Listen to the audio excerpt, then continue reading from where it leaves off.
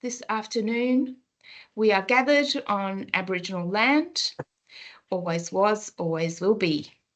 I am working on Talawalada today, on Gadigal land, and I pay my respects to the Gadigal people, to their elders past and present, and to all First Nations people, artists, creatives joining us on the webinar today. Please use the chat function to tell us which Aboriginal lands you're joining from and say hello. And as always, don't be shy. These webinars are for you, so please ask the questions that you want to ask in the chat. So thanks for joining us all this lunchtime for this webinar about strategic planning. This is the first episode in our second series of Create Exchange, which focuses on arts and culture business planning and governance basics for small to medium organisations. Great to see so many different people coming from different parts of New South Wales and other places in Australia. My name is Beck Dean. I'm a Senior Manager in Strategy and Engagement for Create New South Wales. Also joining us from Create New South Wales is Janine Clark. Yanni's going to be dropping into the comments with links. We also have Ros Richardson, who's also going to be helping out. So next slide, please, Janine. So Janine Collins is our presenter today, and she's joined by her whiz-bang tech colleague, Camille Mortimer. Hello to you both. Hello, Beck. And before I hand over to Janine, Janine of J9 Consulting is our presenter today. She's one of Australia's leading cultural strategists, bringing a unique approach informed by more than 25 years in national and international business development. J9 was founded in 2014 to pursue a more significant national impact and initiate global interest and opportunities for Australia's creative and cultural sectors. So Janine and her team work with organisations to increase investment in culture through new models, business partnerships, commercial initiatives, cultural tourism and philanthropy, while building the capacity of arts and cultural organisations and leaders she advises. Janine's been on a lot of boards of management across Australia, including Regional Arts Australia, the Social Outfit, and as a past chair of Performance Space. She's had tons of experience, which is all to say that she is well placed to be talking to us today about strategic planning and giving us some insights in how to produce a strategic plan that will give useful direction to you and your organisation as you move forward. So now I'm going to hand straight over to Janine because it's action-packed. There's a lot to cover. Okay, thanks so much, Beck. Thanks for the intro. And thanks for the opportunity, because I love strategic plans, or just plans in general. And the reason is I've seen so many organisations able to navigate change because they've got a strategic plan, and sometimes even benefit from a crisis because they've got a roadmap to follow. And in particular, seeing artists and organisations, their dreams coming true so much faster than they would expect because they're focused and they know where they're headed. So as you mentioned, I've set up J9 in 2014 because I felt the arts and culture was undervalued in Australia, and that maybe I'm not an artist, but I could bring to the table experience in partnering with business and philanthropy and commercial initiatives and setting up new models and things. So over that time, I've learned that the cultural sector operates like no other sector.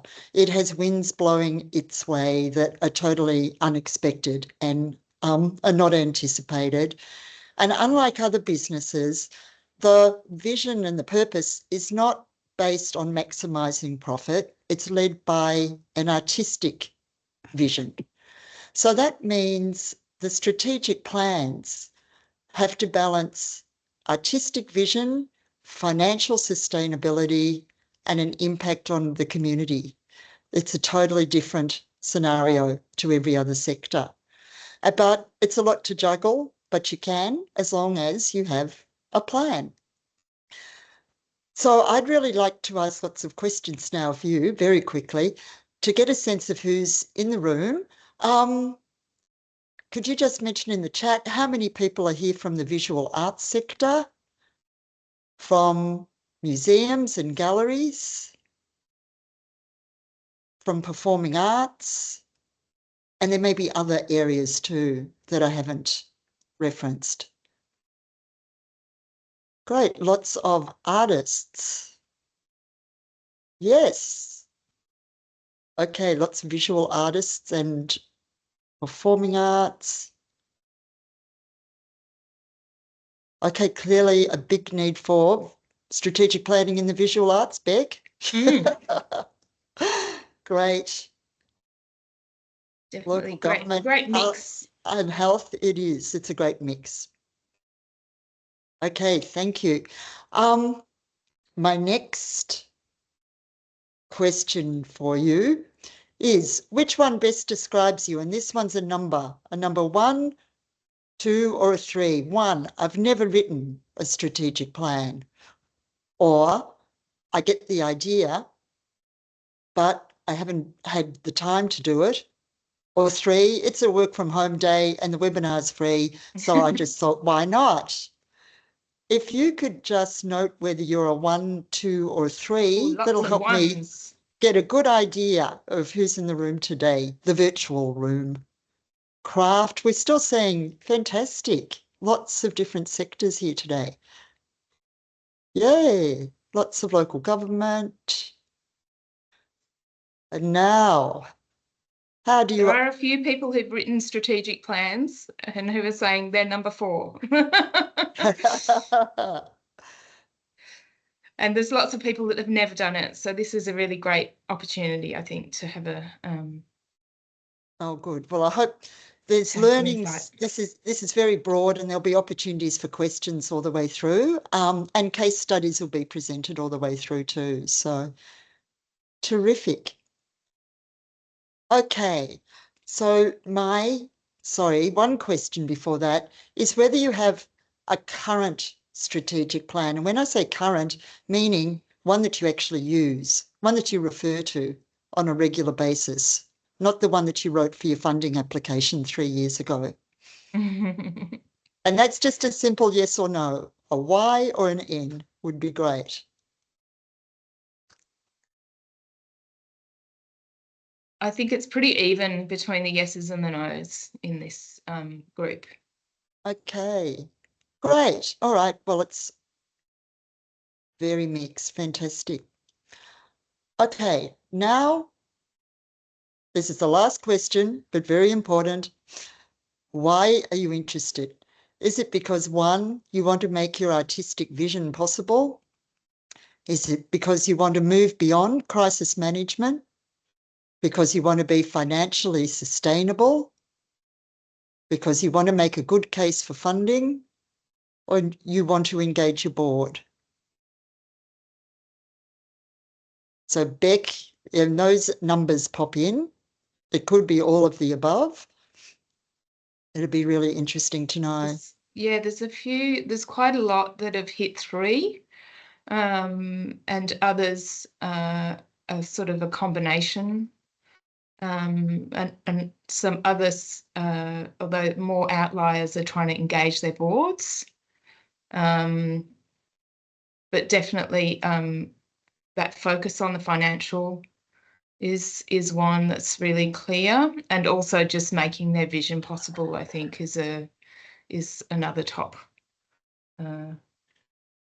number. Right. Which also makes, as I mentioned at the beginning, that really interesting tension that we always have between the artistic vision and the financial sustainability, which we all know well in the sector.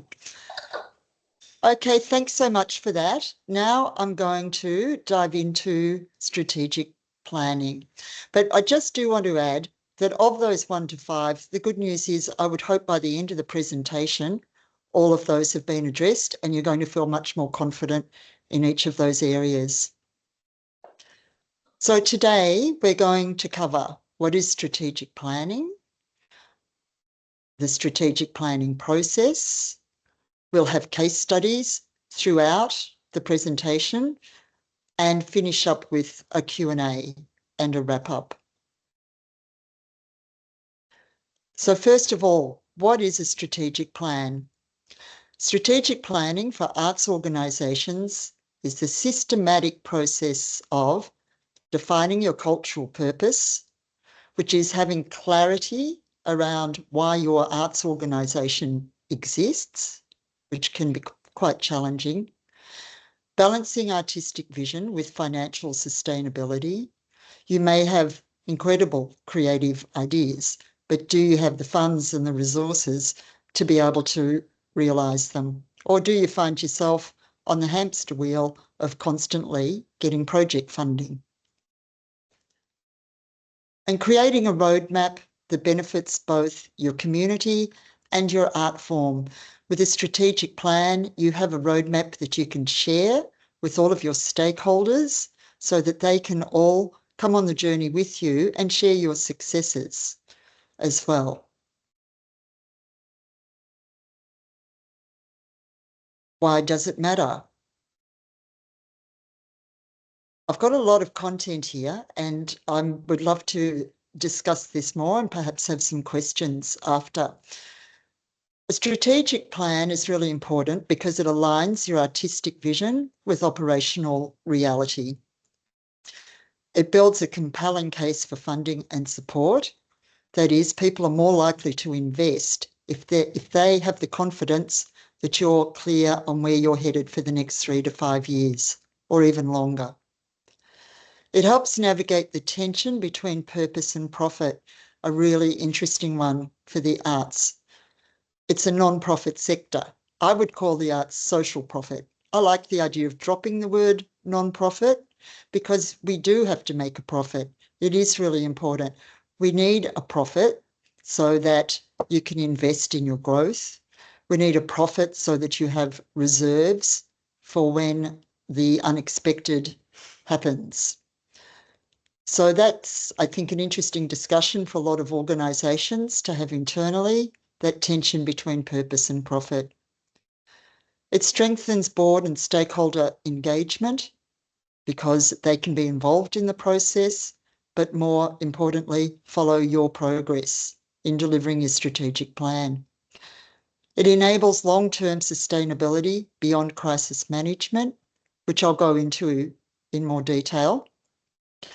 It maximises limited resources for greater artistic impact because you're realistic around what resources you have and what you can actually do with them, and demonstrates accountability to funders and community. Now, I have a question for you, which is if you could share one word that describes your organisation's current relationship between audience, artistic ambition, and financial reality, what would it be? For example, balanced, struggling, growing, conflicted? I'll ask the question again, which is one word to describe your organisation's current relationship between artistic ambition and financial reality.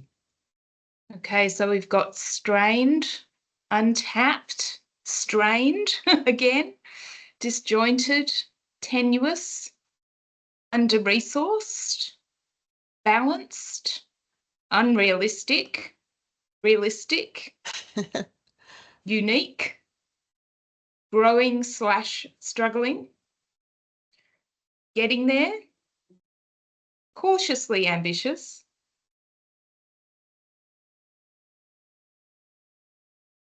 it's a real cross-section, and struggling. Okay, really interesting. Thanks for sharing that, everybody. Now, as I mentioned, I have quite a lot of content on that slide. So if anyone has any questions before we move into the next piece, which is the process for strategic planning, would you like to pop those in the chat and Beck can guide us? And if not, we'll just keep going. We don't have anything at the moment, so let's continue. Okay. All right. So there's 4 steps to strategic planning: describing your organisation, the situation analysis, strategic goal setting, and the measurement. So let's look at step 1, describing your organisation. This is where we talk about your vision, your purpose or mission, and your values. Your vision. Imagine a world where funding is not an issue. Thinking blue sky. Can you imagine your organisation in 20 years' time? What does it look like? Your purpose or your mission, and these words are often interchanged. Your purpose is your why, or your mission is your what. Your purpose is why you exist. Your mission is what you do.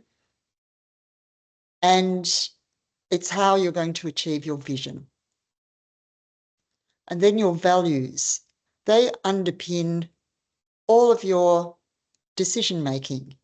They guide you. They're the values that your organisation embraces, that makes you, you, and all of your team, your board, all of organisation are guided by those principles. So when you have a crisis, if you're clear on these 3, they're like your anchor points. That is what you always come back to. So you might be able to change how you operate if a crisis, while retaining your artistic vision. So I just wanted to give you an example of that. As Beck mentioned, I was on the board of Performance Space for 10 years, and they've kindly given me permission to talk about behind the scenes. And I was until recently chair of Performance Space. And when I joined the board about 10 years ago, suddenly the organisation was hit with dramatic funding cuts. It was a period of the Brandis cuts, which many people might remember, combined with a restructure within Create New South Wales around funding. So effectively we lost, I think it was a 1.2 million, and we had about 8 weeks notice. It was absolutely a crisis. So when I met with the artistic director and the CEO in the cafe at Carriage Works, after we hugged each other and shed a couple of tears, then we had to sit down and say, okay, what the heck are we going to do so that we can present some ideas to the board? We have a crisis. And to address that, we really came back to what is our purpose? Why are we here? And what are our values? What's really important to us that we are not prepared to give up? And that was the residencies and a platform for presenting the emerging experimental arts. So I should have mentioned, Performance Space is a 40-year-old organisation which focuses on experimental practice and nurtures and presents emerging artists. So this was about to be the next stage of its evolution. As a result of recognising that, we were able to change the model so that we kept our residencies, but rather than having, I think we had about 8 presenting points during the year with very small audiences, we changed to a festival model. Unfortunately, it changed the staffing structure to more contract staff and less full-time staff, but it was essential. We had to make some hard decisions. Now, the outcome of that change was that the LiveWorks Festival was born, but it then resulted in increased ticket sales, new audiences, business partnerships, and an increase in philanthropy. It increased our revenue. So by retaining true to our purpose and our vision, the operating model changed, and it was a good end result. It's now 10 years later, and only recently that whole model was revisited again. The organisation's on really firm footing, and again, the most important thing was the residencies, which are now going to be deeper and longer. There'll be more opportunities for presentations for the artists because that's what they felt was important. So again, 10 years later, taking into account what's happening around us, the financial sustainability of the organisation, the model's changed again. And it's now set up for another 10 years. So that's just an example of how important those anchor points are. If you have them in place, you can deal with the winds of change. And sometimes the outcome is quite positive. Purpose versus mission. I just do not want us to get bogged down in this. I'm going to show you a number of slides, and it's so interesting. When I look for case studies, purpose and mission and vision, they seem to be very interchangeable. So please don't ever waste time in your board meeting for half an hour debating purpose versus mission. Your aim is to be able to succinctly say what it is you do or why you do it. So I'm now going to go into some examples of vision and purpose or mission, depending. The Australian Institute of Aboriginal and Torres Strait Islander Studies, AATSIS, has a really clear vision. A world in which Aboriginal and Torres Strait Islander knowledge and cultures are recognised, respected, celebrated, and valued. Their mission is to tell the story of Aboriginal and Torres Strait Islander Australia, create opportunities for people to encounter, engage with, and be transformed by that story, support and facilitate Aboriginal and Torres Strait Islander cultural resurgence, and shape our national narrative. So it's a very clear vision, and the mission explains how the organisation will progress that vision.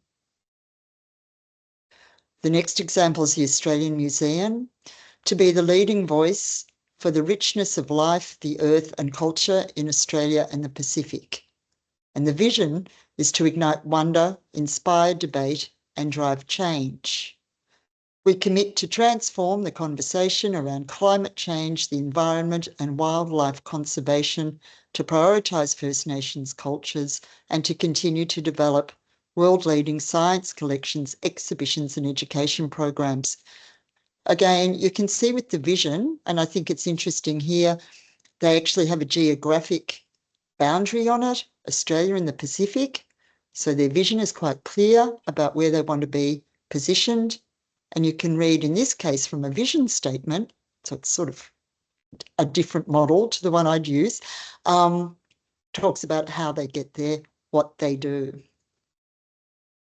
Next wave is an independent, smaller independent organisation based in Victoria. And their vision is a world shaped by artists. Beautiful. And their purpose as an organisation, why they're here, is to facilitate artists and their art practices through relationship building and ideas exchange, creative and skill development, and the resources to support the research and presentation of work across disciplines, art forms and generations. So again, clear vision, the purpose, how they're going to achieve that vision. The National Portrait Gallery, to reflect the face of Australia, tell Australian stories and increase understanding and appreciation of Australian people through the art of portraiture, their identity, history, culture, creativity and diversity. It's quite a large vision and purpose. Their role is to develop, preserve, maintain and promote a national collection of portraits and other works of art, develop and engage a national audience for the collection, exhibitions, education, research, publications, public and online programs. So you can see in those examples that there's a variation on a theme around how you use your vision, purpose, mission. Personally, I take a straightforward approach, which is your vision, your purpose, why you are here. Your mission is how you achieve that, but you don't necessarily need both. And your values, as we said, are what underpins your organisation. The values at the National Portrait Gallery are creativity, innovation, inclusivity, and integrity. Then you can see it's backed up with more detail. I won't read all of that because we've got lots to talk about. Another example of values is the Sydney Opera House: creativity, courage, inclusivity, integrity, collaboration, and care. So now I'd like to ask you what your values are. Both of these organisations share creativity, integrity, and inclusivity. Do you have others? They are a common thread, but I wonder what makes your organisation unique about the values that drive and underpin all of your decision making. Would you like to share those now in the chat?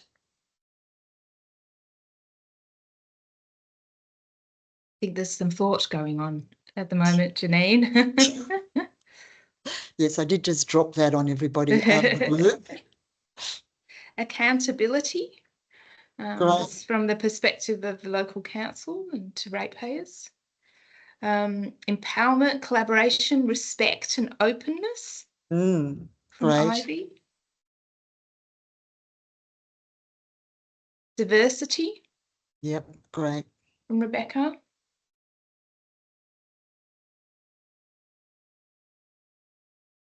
Yes. So that's, yep, respect, great. Innovation. Care and respect of country. Collaboration, reciprocity, individual and collective creative agency. They're really great. It's from Sasha. Oh, there's a really, really strong statement of values from Willem: community, cultural integrity, creative autonomy, access, collaboration and care, centering underrepresented voices. Josephine has got a really concise values: expertise, consistency, education, and dedication. Fantastic. So thanks everyone for sharing all of those. And you can see there's lots of different ideas. And I love those value statements because, as we said, it underpins every decision you make. So now, are there any questions about that first step, which is defining your organisation? Okay, because that's the most important, as I said. Once you have that, everything flows down from there.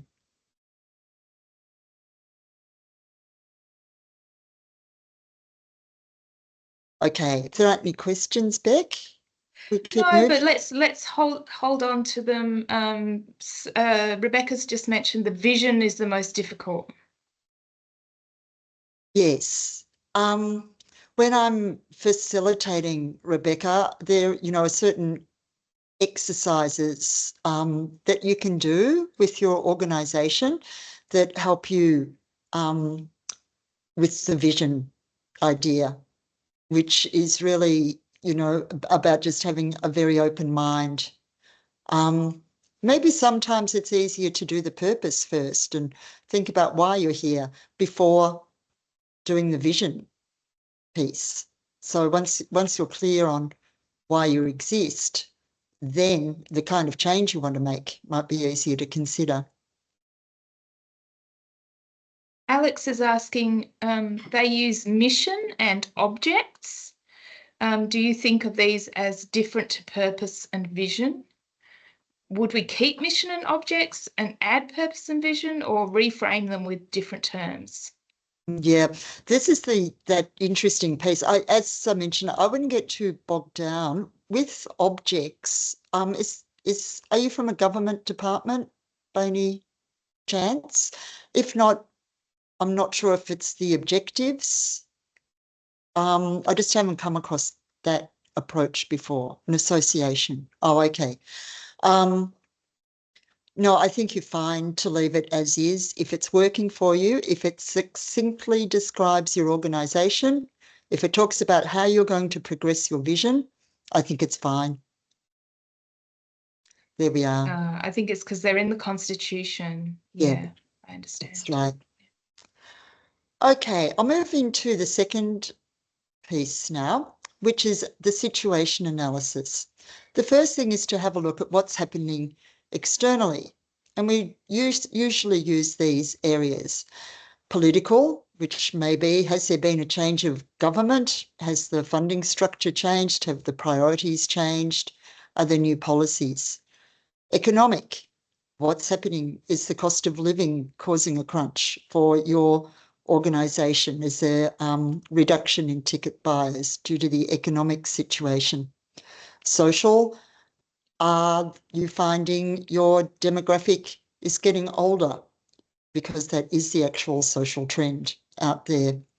Technology, is AI making an impact on your organisation? Or are you able to ramp up your digital fundraising campaigns because of developments in technology? Legal environment, intellectual property rules, workplace rules, union requirements, all of those fit into the legal area. Or environmental concerns, such as the effect of climate change on outdoor festivals being impacted by weather.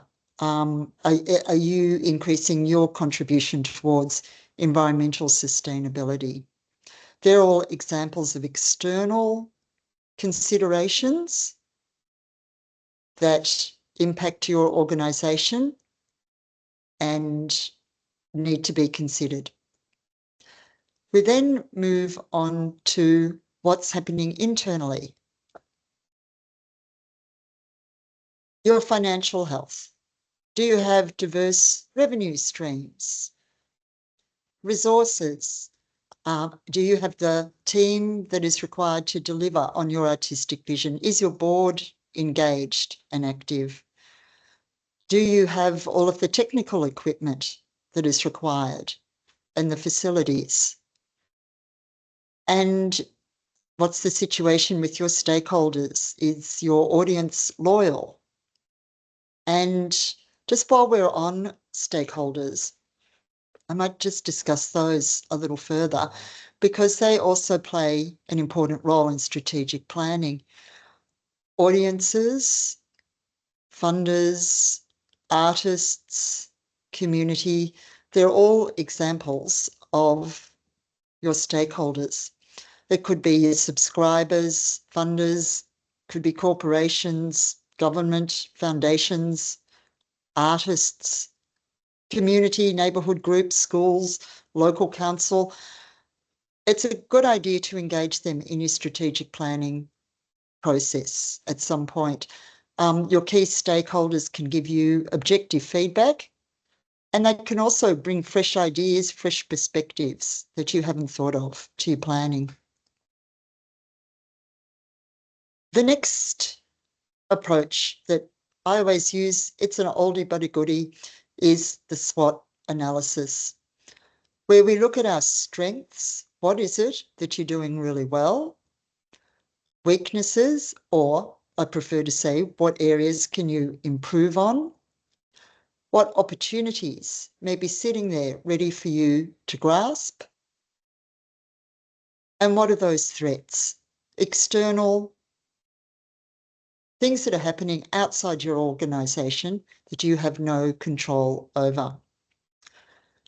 So, for example, a strength may be you are a 15-year-old company with many stakeholders. An area that you can improve on, a weakness, is that you're 100% dependent on a single major funder, putting you at risk. An opportunity could be to grow the young professional demographic because you're based in the CBD. And a threat could be a competition for audience. There may be 3 new youth theatres that have popped up in your geographical area. So I would just like you now to just stop for a moment and have a think about, if you could just write down on your phone or a piece of paper, top of mind, what is your strength? What are you doing really well that is something you can do more of? Something that positions you apart from other organisations or artists, it could be as well, given we've got lots of visual artists today.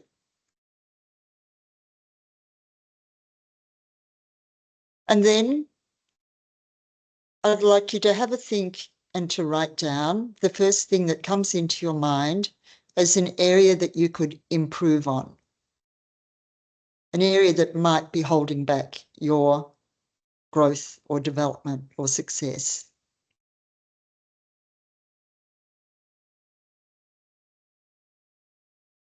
Okay, and now think about an opportunity.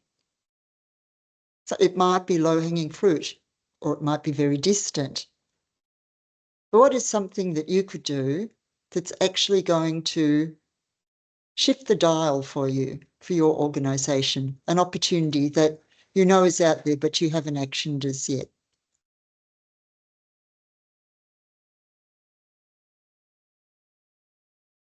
And then finally, to think about a threat, something that you have no control over that can impact your organisation or your arts practice.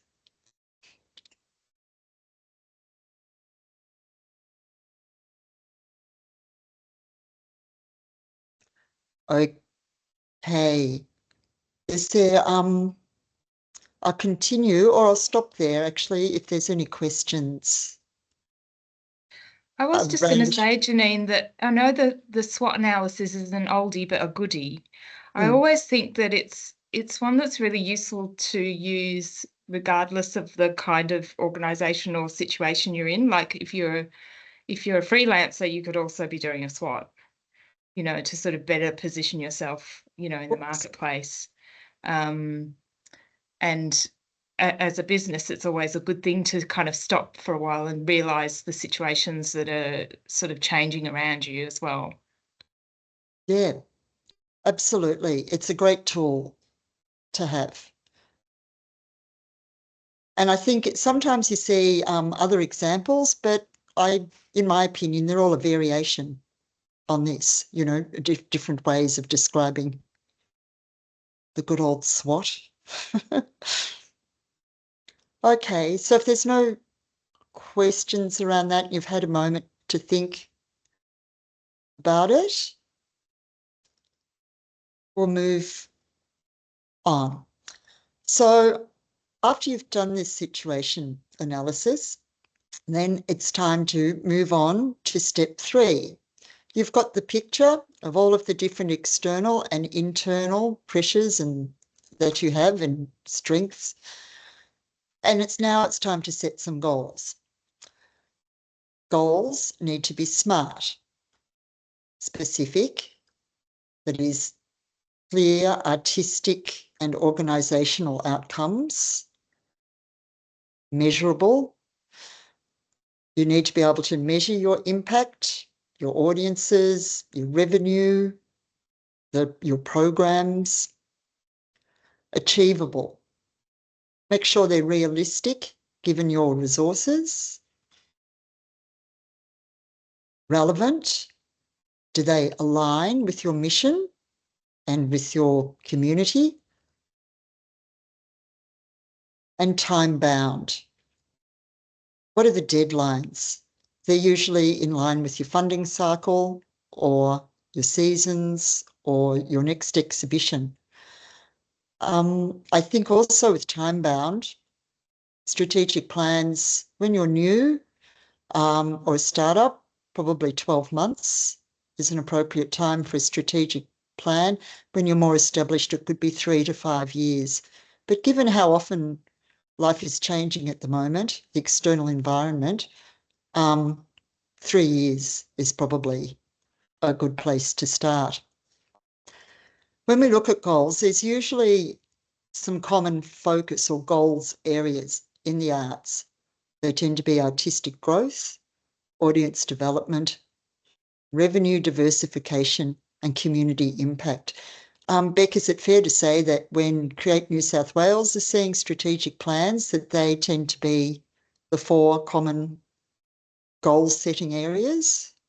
Yeah, definitely. Yeah, again, depending on what the focus of the organisation is, if it's like a development focused organisation, then you have an artistic growth. You might not have the same kind of tendency around audience development, but your organisation might be attuned to community and it has a sort of those different impacts. Yeah. Thanks. So as a case study, I was just going to mention, actually, first, I'll show you this. So here's an example for goal setting. I've made this up. This is not from anybody's plan. So the goal or the focus area, artistic growth, and you can refine that further. The objective to achieve that growth could be to commission and produce 3 world premiere works by Australian playwrights. Could be per annum by 2207, but it's a SMART goal. And under that, we've got activities. The first activity, do a call out to artists. And then you would have 3 or 4 activities. It's important to have someone responsible, in this case, the artistic director. Otherwise, things can fall through the cracks. And you need to have a time frame. We're going to do this every year. Audience development, it could be increase audience attendees by 20% by the end of the 2026 season. And the activity to achieve that is to launch a targeted marketing campaign for under 35s. It sits with the marketing manager, and we need that done in the next 12 months. To diversify revenue, the objective is develop revenue streams to 40% earned, 35% grants, 25% donations by next financial year. That one might sit with the development manager. And again, it could be 2028. You know, this is all, it's just an example of the structure. Community impact. Partner with 3 new community organisations. One of the first activities could be to present in the local aged care facility. The community engagement manager might be responsible. And again, you just pick a time frame. You don't have to do everything tomorrow. When these goals, when that is clear and in place, I just wanted to give you an example of an organisation I worked with, and they were 10 years old, and to be honest, they really don't know how they got where they were. You know, they were successful, they were going to keep growing, but they had just evolved, and they hadn't ever had a strategic or a business plan. But now if they wanted to move forward, it was really time to do that. So I worked with them to develop, as we've said, the purpose and the mission and a high-level strategy. And we got down to the specific goals and the timeframes and the resources that were needed. And then for them, international was quite a high objective, and digital development was quite low. And of course, then COVID hit, but they could manage it easily because they already had a roadmap, and all they had to do was change the priorities. Digital became a top priority, international dropped down to the bottom. And they were already knew the activities, knew what they had to do to progress that. So their roadmap and their strategic direction stayed exactly the same. It was just the priorities that shifted. And the outcome was really positive. It actually accelerated their growth, even in a difficult time like that. Now, it's no point having all of these unless you can measure them. There's usually 2 types of measurement.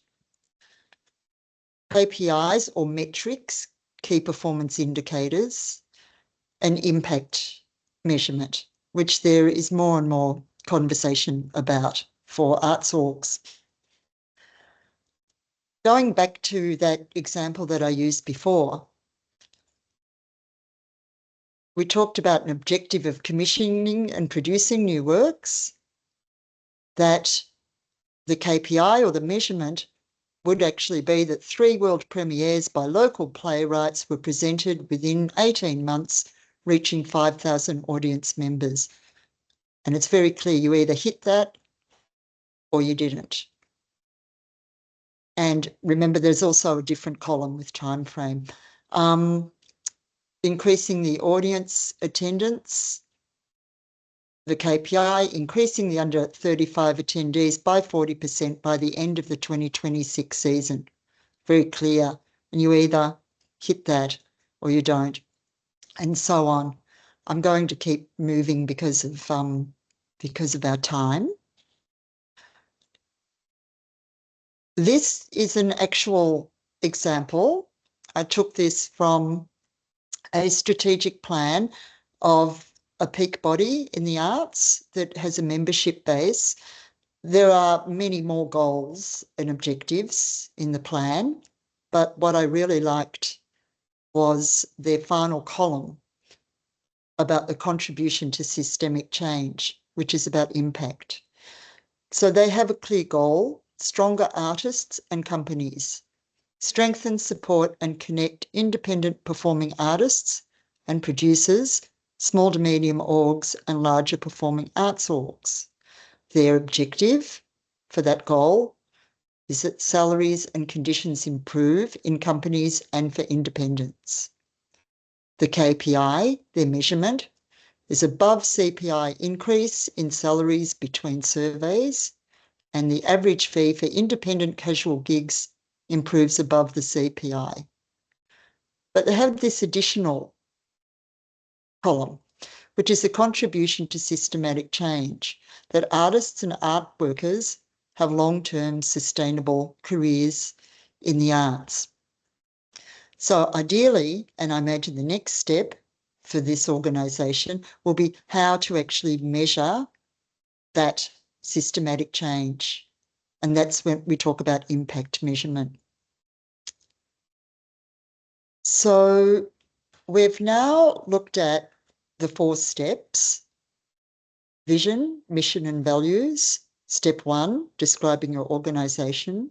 Step 2, the situation analysis, which was looking at the external, the internal situation and completing the SWOT analysis. Step 3, goal setting. And step 4, the measurement. So we'll have some questions in a moment, but there's no point putting together a plan. Oh, sorry, I was just going to speak to you about performance space again. We did recently run a workshop to further the impact measurement.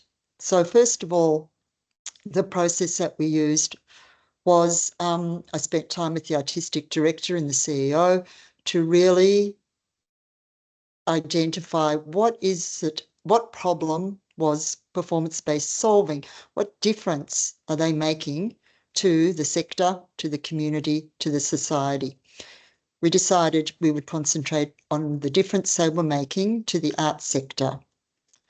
And performance space, we agreed, was providing career pathways for emerging artists, career development. So then we had to really drill down into how they did that. Quite the opposite from a mission statement where you're summarising what you do. We really put a number of steps down in detail. We then had to look at how each of those were measured and whether they were all measurable. And then we looked at the long-term impact. And where it's easy to say something like art transforms lives, how do you actually measure that? How can you actually say that is correct? So by defining the purpose of the organisation more around career paths for emerging artists, then what kind of measurements could we use to actually assess whether that was happening or not. So that's been a great exercise. They will continue to refine and review that for many years to come, and that will just contribute to being able to speak to investors and to funders and to stakeholders around why the organisation exists and the difference that it's making. So after we do all of this, it's time to implement it. And the thing about a strategic plan is to make sure that you review it on a regular basis. It's not something you do every 3 years and it sits on the shelf. It's a great guide for the board. The board's role is to actually sign off and implement the strategic plan. So it's a fantastic guide to present at every board meeting to find out, is everything progressing? And if it's not, why not? Maybe that goal is no longer relevant, or maybe there's actual obstacles to why it's not being successfully adopted or implemented. And the AAA, adjust it and adapt it and align it depending on what's happening externally. And just my 3 little tips for success is when you're doing your workshop, it's a good idea to use a facilitator. This means you can really sit back and open your mind to questions like, what is your vision? Those really hard questions. You can dream a little.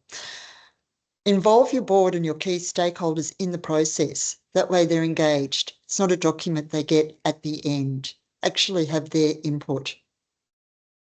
And make sure it's realistic and achievable so that everyone can share your success. So that's my take on strategic planning. Beck, we've got 5 minutes for questions. Yeah, so if anyone has any questions for Janine, please pop them in the chat and I can relay them to her. I might just start out just by asking a question, Janine. In terms of using a facilitator, if an organisation doesn't have the capacity to hire somebody like you, what kind of person might they be looking for in their sort of among their peers or colleagues or people really that don't have skin in the game but might be able to support the organisation to undertake a process? Okay, that's a very good question. It's someone who understands the sector, like understands the environment that they're operating in, has experience themselves, I would say, who knows what questions to ask, because that's really the key to the facilitation. Just asking the right questions. So I think with that knowledge, that background knowledge, it can be someone from within the organisation. Absolutely. There's no reason why not. I think it's just always great if everyone in the organisation can have equal thinking time. That's all. We've got a question from Jane Fuller, and this is a question that I had as well about the length of time for strategic plans. So recently, Create has asked for 1 to 2 years in our 2-year rounds, and then there's 8-year rounds. So what's a good, what in your experience, what's a good sort of plan for strategic plans? Give me a text when you're heading. Somebody has their microphone on. Yep, we're hearing your lunch plans. Yeah. No, sure. I think it depends at what stage of development the organisations are at. So if it's a new organisation, I wouldn't go past 12 months, and even then I'd be reviewing it at 6 months. And I think if you're established, 3 years is easy, and you can, like the 8-year plans are very much for organisations that I think, are firmly established and have been evolving for some time, because it is a long way to look ahead. You need to be very clear on where it is that you're going, which is learnt from experience, would be my thought. So I just think at the moment, if you'd asked me 2 years ago, I would have said 5 years, but now I think 3 is plenty because of the constant dynamics. The world's just moving faster. Yeah. A couple of other really great questions. Will asks about realistic and achievable sitting alongside ambition, say if your value is boldness or courage. Great. I think, yes, be bold and be brave, absolutely, and take risks, but considered risks. And that's been my experience as a board member. We think big, we do take risks, but we also run the numbers on those risks so that you're very clear that if it's not going to work out, exactly how much are you going to lose? Can you afford to? Yeah. Brilliant. And Ivy is asking about measuring impact, whether qualitative measures like anecdotal evidence or interviews are of value. Yes, definitely. You want both qual and quantitative. So yes, they're very valuable, without a doubt. Yep. Charlotte Hilda has a question about philanthropy, and we are going to run a philanthropy session where we can probably answer those questions within this. But she does ask whether you think philanthropy will grow and support the sector more or not. Yeah, I think philanthropy is out there. I've always come from the point of view that there's plenty of money out there, and it's about, just as we've spoken about this strategic plan, which is for the whole organisation, the same thing is needed for your philanthropy, a strategic plan for philanthropy. What's the approach that's actually going to fit your organisation in terms of its resources, and what is your particular niche? Where do you differ from everybody else? What's your unique proposition? Because it's very competitive. So when the research that I've done, absolutely, wealth is increasing in Australia. With that, the family foundations are continuing to grow. Family foundations are supporters of the arts, but less people are giving more. And at the same time in America, there is our growth in grassroots giving. There's a trend going there. So it's finding what works for you. But I say yes. And a final question from Rebecca is, should you share your final strategic plan with your stakeholders, and should you also provide a report against your achievements in the strategic plan? I'll ask the second part first, which is yes, the report's great. It's so valuable. It provides confidence to everyone, your philanthropic supporters, your business partners, your art, everyone. So reporting is a great thing to do, even if it's just once a year. When sharing with stakeholders, yes, but how you share it doesn't mean that you've got to distribute the printed document here and there. You should be able to articulate your strategic direction and be very clear on it. And if you could sit down with me and tell me why you exist and where you want to be in 5 years' time, and then ask me to donate to you, I'm more likely to do it if I'm confident that you know where you're headed. If you can't do that, why would I risk my investment? Brilliant. Well, thank you, everybody. It is 2 minutes past the hour. I'd just like to extend huge thanks to Janine and Camille for this presentation. It's been really great. And the wonderful thing about this is that you can go back into the recording and find the bit in the slide that you really wanted to check out again and get deeper into. So we will be posting that on our on the website, where we list the programs. Next Create Exchange, we're going to be talking about governance, which is all connected. So all of this stuff is connected to your strategic planning. Is the management behind the support to get things done. So thank you so much, Janine and Camille, for really kicking off this season with a fantastic webinar. You're really welcome. And I just want to add, if anyone wants to get in touch, there's our email, there's the website. But if you want to continue the conversation or you have some more questions, please do get in touch. We love our arts clients. Love them. Okay. Wonderful. Thank you. Good and have a luck, good day, everyone. everybody. See Bye. you.